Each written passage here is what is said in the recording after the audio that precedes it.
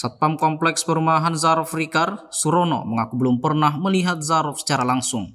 Hal itu diungkapkan Surono saat ditemui Tribun News beberapa waktu lalu.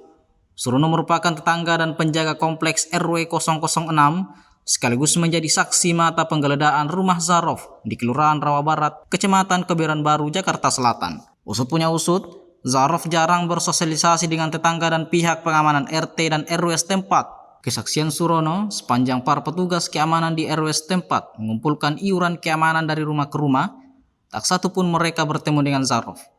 Diketahui Zarof ditangkap petugas Kejagung di Hotel Lee Meridian Bali pada Kamis 24 Oktober 2024. Penangkapan tersebut bersamaan dengan penggeledahan di rumah Zarof, Kelurahan Rawa Barat, Kecamatan Kebayoran Baru, Jakarta Selatan.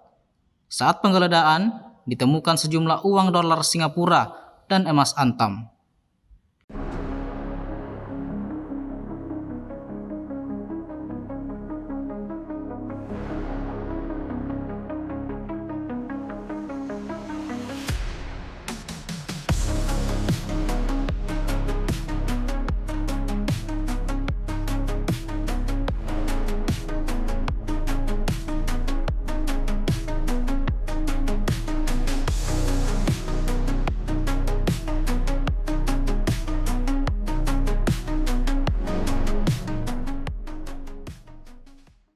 Download Tribun X sekarang, menghadirkan lokal menjadi Indonesia.